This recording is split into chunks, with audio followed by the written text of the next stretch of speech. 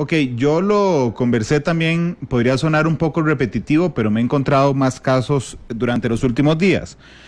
Yo se lo planteé al ministro en la última entrevista. A mí me parece, se los digo con todo respeto desde mi opinión, que ha habido una falla en la priorización de los depósitos. ¿En qué sentido? Yo no podría asegurar, excepto los casos que ustedes ya averiguaron, cuando alguna persona ha recibido dinero sin cumplir con los requisitos. Es decir, de todos los casos que hablo, se cumplió con los requisitos. Una persona o se le rebajó el salario y la jornada, o se le suspendió el contrato, o se quedó sin trabajo, o es trabajador informal afectado por COVID, afectado económicamente por los efectos del COVID, o es trabajador independiente y se le vio afectado por COVID. Ok, todos esos casos, todos esos requisitos se cumplen, pero hay una diferencia enorme entre alguien que gane, les voy a poner un ejemplo extremo, 3 millones de colones, que se les haya rebajado un cuarto de jornada, que hoy esté recibiendo 2.400.000 colones más o menos, ok, y que pida el bono proteger, está legitimado para pedirlo. Hay una reducción de jornada y una reducción de salario producto del COVID-19. Cumple y le pueden depositar los 62.500 colones. Y hay casos así que todos conocemos. Y hay otras personas que tenían un ingreso de 200, 300.000 colones, han bajado a cero, y aquellos, al primer ejemplo, se les depositó más rápido. A eso llamo yo un error de priorización, entendiendo que legalmente los dos cumplen el requisito. ¿No era mejor haber puesto un techo de decir, cualquier persona que quede con un salario líquido superior, por ejemplo, a $500,000 de colones, entonces no era beneficiario del bono proteger porque tenía de subsistencia, y concentrarnos en las personas que menos disponible tienen? Randall, tres consideraciones ahí. Uno es que no podíamos ir en contra de la ley. Efectivamente, la ley delimita claramente que el requisito de entrada es una afectación laboral, y ahí no excluye a quienes tengan ese ingreso. Obviamente hacemos una priorización, pero veámoslo así: de los 533,000 bonos ya pagados, el 80% tienen como consecuencia de la afectación laboral en este momento ingresos reportados de 50,000 colones o menos. El 80% de esos 533,000. Veamos el caso que usted plantea. Estamos hablando de una persona que le quedaron 500,000 pesos. Uno podría decir, mira, mucha plata, pero puede ser que sea un jefe de hogar o una jefa de hogar a la cual responde por 4 miembros. Y estamos hablando que le quedan entonces 120,000 pesos per cápita por cada miembro del hogar, y que efectivamente tenía necesidades desde antes probablemente muchísimo mayores a esto. Entonces, en realidad aquí en un proceso de diseño ideal de un programa social, uno tiene que ir hacia la focalización, pero en una situación de emergencia como la que teníamos que crear un programa donde tuviéramos las verificaciones necesarias, pero que fuera lo suficientemente flexible para garantizar la protección y al mismo tiempo garantizar la liquidez que necesitaba el país para que siguiera funcionando. Claro, ministro, pero se lo voy a preguntar, y a la ministra muy respetuosamente. Ministro, ¿usted conoce a alguien que tenga el bono que no lo necesite? No le voy a preguntar quién. No voy, doña Yanina. Ministro, no le voy a preguntar quién, pero ¿usted conoce a alguien que tenga el bono proteger y que no lo necesite? Yo tengo nos canalizaron una denuncia, por ejemplo. Pero no es ilegal.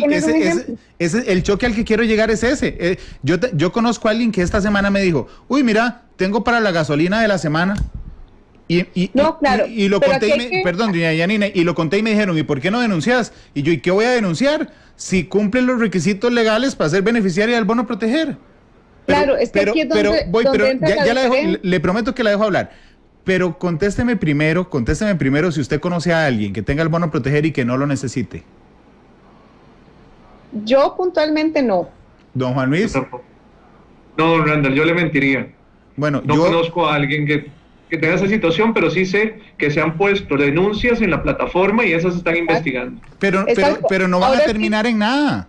Porque son, no, claro porque legal, que sí va a terminar en algo. ¿Por qué? Porque sí. Doña Yanina, a lo que me refiero no es una ilegalidad. Bueno, vamos a separar el tema. Efectivamente, tenemos varios aspectos aquí que considerar. Lo primero es lo que nos posibilita, por ejemplo, la ley de reducción de jornadas, La ley de reducción de jornadas nos permite girar recursos a las personas que se les aplicó una reducción de jornada. Y en esa ley no se establece qué rangos salariales sí y qué rangos salariales no. Lo único que dice es que podemos hacerlo y contempla también a quienes tienen suspensión de contratos. En el decreto ejecutivo se plantean cuáles son las reglas puntuales de la colocación de los recursos. Por supuesto que uno esperaría, porque esto ya es en el escenario de lo esperable, uno esperaría que una persona que sigue ganando 2 millones de colones no pida el bono de 65,000 colones, porque además estamos en un momento de solidaridad. Pero si la persona igual lo hizo, recordemos que nosotros pusimos un umbral en la priorización sobre el tema de los rangos de ingresos. Entonces, la prioridad sí ha sido llegar a las personas que tienen ingresos más bajos. Como lo decía Juan Luis, si mal no recuerdo, es casi el 80% de la población que tiene ingresos de 50,000 colones o menos. Es decir, de lo que hemos colocado, el 80% de gente que tiene 50,000 colones o menos de ingresos. ¿Qué es lo que sí ha pasado? Nosotros empezamos en el ejercicio de priorización a establecer, voy a usar otra vez la referencia, una puertita muy pequeña. Las personas a las que se les colocó los dineros en primera instancia eran personas que tenían una sumatoria de vulnerabilidades que hacían que se convirtieran en prioritarias. Entonces, cuando se daba la sumatoria de esos factores, entonces, ¿verdad?, podíamos darle paso a esa persona, se abría la puerta para esas personas. Después llegó un momento donde ese grupo de personas ya había pasado y entonces se va abriendo un poquito más la puerta para que vayan ingresando personas que tienen otro nivel de ingresos después del COVID. Eso también nos ha permitido que entonces personas con reducción de jornadas puedan ingresar. Pero pongámosle que ese ejercicio lo hubiéramos hecho al día 22. Al día 23 volvieron a entrar otras personas que tienen condición de vulnerabilidad y entonces como aquí entra gente todos los días, entonces se nos abren nuevos grupos con mayores factores de vulnerabilidad. Entonces volvimos a cerrar un poquito la puerta para darle la prioridad otra vez a las personas que tienen menores ingresos. Entonces, esa es parte de la dinámica que se va aplicando de la priorización y eso es fundamental para poder llegarle a la gente. Sí te voy a decir cosas, vuelvo al punto del ejemplo que te daba. Tenemos 3,000 personas que eran de alta prioridad que no les hemos podido pagar porque su cuenta está mal. Entonces, perfectamente tenemos gente que conoces que no le ha llegado el dinero, que tenía muy alta prioridad y que no sabe, porque aunque lo hemos dicho muchas veces, no sabe que tiene que ir a buscarse en la lista del Ministerio de Trabajo para ver si su número de cédula está ahí y si tiene que ir a actualizar su IBAN. Si esa persona se encuentra en esa lista, de prácticamente que en muy pocos días se le va a poder liberar, se le tiene que volver a hacer el depósito. Pero también quiero decirlo, hay personas que podrían estarnos aportando información incorrecta y que entonces eso también haga que tengamos un problema, ya sea para notificarles que tenemos un problema con su información o para notificarles que se le pagó. Si la persona, voy a poner un ejemplo, una persona que haya puesto su número de cédula, pero puso una cuenta IBAN que no le corresponde, ese caso se va a quedar pegado. Claro. ¿Verdad? Que por ejemplo haya dicho, voy a poner el de mi esposa para que le depositen a ella mejor. Bueno, ahí ese es un caso en el que nos va a impedir el sistema avanzar. Entonces no es un tema estrictamente de priorización, pero otra historia es lo que pasa con la gente que de repente de forma indebida, no ilegal, pero sí de forma indebida, está pidiendo los recursos de proteger sabiendo la afectación que tenemos en el país y lo pide solamente por beneficiarse y lo pide para otros propósitos. Porque también es cierto que nosotros no podemos obligar a la gente a decirle, el bono proteger es solamente, usted solo puede comprar alimentos con eso. El bono proteger es para la gente que hoy tiene afectación laboral y que necesita atender sus necesidades fundamentales. Claro. Pero claramente por eso también trasladamos responsabilidad a las personas diciendo usted bajo fe de juramento nos está indicando que tiene afectación laboral, que realmente requiere los recursos, y entonces el Estado hace un esfuerzo extraordinario por atender esa demanda, esa necesidad de las personas. Y también me gustaría concluir con lo segundo. No es cierto, Randall, que los casos que por ejemplo, si se identifican que hay casos que no corresponde su acreditación, no vaya a haber implicaciones. Eso no es correcto, porque es parte de lo que nosotros nos hemos comprometido. Entonces lo digo de esta manera. Por ejemplo, el órgano de investigación que instalamos para investigar aquellos casos que habíamos advertido que tenían alguna inconsistencia, ya, por ejemplo, está resolviendo prácticamente de los 2.300 que habíamos identificado con alertas, ya hay prácticamente 900 que están atendidos. Ya hay gente que fue notificada de que la gran mayoría, en realidad sí estaban bien pagados, y la otra, que efectivamente no les correspondía, también se les notifica para que devuelvan la plata, y la plata está empezando a ingresar. Claro. Ahora bien, podríamos encontrar casos de gente que diga, bueno, yo no puedo pagarlo de una vez, o sea, por ponerte un caso, si una persona tenía, ¿qué te puedo poner un caso? Que hubiera pedido el bono y tenía otro beneficio del Estado, por ejemplo, una pensión del régimen no contributivo. Esa persona lo que le recibe del régimen son 80,000 colones y le estábamos dando los 125,000. Esa persona claramente no se va a hacer millonario, pero lo cierto es que el reglamento dice, el decreto dice que no puede aplicar. Entonces, va a tener que devolver el dinero, y si nos pide un arreglo de pago, podemos acordar ese arreglo. Pero también es cierto que las personas que se rehúsen a hacer el pago, activaremos los mecanismos que de ley nos corresponden. Claro, yo entiendo eso, pero no quiero combinar las dos cosas, porque yo les reconozco que ustedes detectaron la gente que no cumple los requisitos, que engañó al Estado, que se les depositó y que ustedes van a cobrar. En ese no hay ningún problema. Pero les voy a decir una conversación cierta que tuve yo la semana pasada con una persona indolente. Hoy me depositaron proteger, 62,500. Oh, qué dicha. ¿Cuánto se te afectó el salario? 25%. Bueno, qué dicha que te lo depositaron. ¿Cuánto ganas vos? No, yo normalmente gano 950,000 colones. Ok. Su salario quedó en 712,500. Y entonces yo dije, ¿aún así te dieron proteger? Y me dije, sí, ¿por qué no? Porque además es una persona soltera, vive solo, y yo le dije, pero no te da para vivir. Sí, claro que me da para vivir, pero bueno, de ahí tengo los 62,500 de este mes.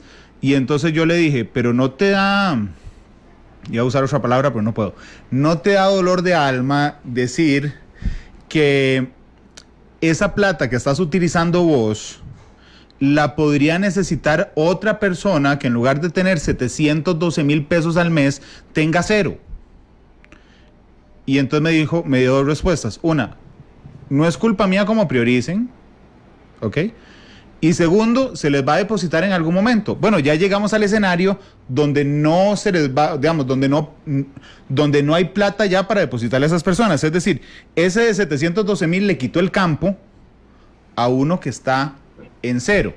Entiendo que la ministra me dice, Randall, pero también es responsabilidad de la gente. Sí, estoy de acuerdo. Pero podríamos haber hecho algo, tal vez no en la ley, para hacerlo tan específico, porque entiendo la flexibilidad de la que habla don Juan Luis, pero tal vez por reglamento hubiéramos hecho algo para priorizar, porque si ustedes me dicen, y es un dato muy relevante que me alegra mucho, que el 80% de los receptores del bono proteger tengan un ingreso menor a 50,000 colones, genial. Pero yo les puedo preguntar, ¿cuántos beneficiarios de proteger tienen un ingreso superior a 500,000 hoy, o a 1,000,000, o incluso más de 1,5 millones? Ya te lo podemos decir. Así es, pero Randall, yo mientras quisiera destacar que ese caso que mencionás es los menos, y hay que tenerlo claro.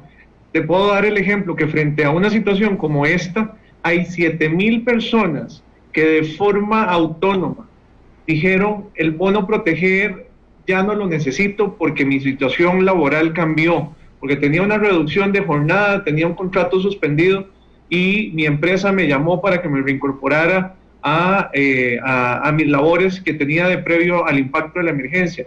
Aquí efectivamente, en medio de una situación como esta, había que recurrir a dos mecanismos.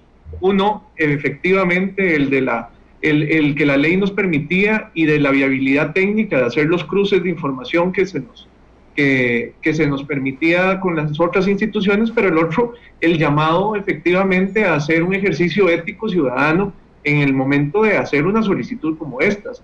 Y si bien, como lo estás mencionando, este es un caso que legalmente calza, no es el caso, me parece a mí, no es el comportamiento de una persona que como ciudadana tenía que actuar en medio de una emergencia con la responsabilidad cívica que se le demanda a un costarricense. Sí, yo creo lo mismo, pero bueno, ministra, si quiere, le doy más tiempo para ir a la pausa comercial. Sí, estoy buscando el dato. Gracias. Ok, vamos a la pausa comercial. Regresamos con más de matices. Ustedes pueden ir haciendo la consulta. Perdón, me acaba de surgir otra cosa que había anotado aquí. Discúlpenme. La ministra hace un instante me dijo, Randall, cuando usted llena el formulario, usted declara bajo juramento que se ha visto afectado económicamente por el COVID, ¿ok? Y que necesita esa plata para subsistir. Pero yo acabo de llenar una solicitud imaginaria, solo no le di enviar. Claro que está la declaración jurada donde yo juro que el COVID me afectó económicamente, pero en ningún lado encuentro nada que me diga usted necesita esa plata para subsistir. Simplemente lo que yo juro es que me había afectado económicamente por el COVID. ¿Es correcto? Sí, claro. Es correcto. El objetivo del programa sí indica que es para atender las necesidades que de esta persona y de su grupo familiar a efectos de que pueda contener el impacto de la emergencia.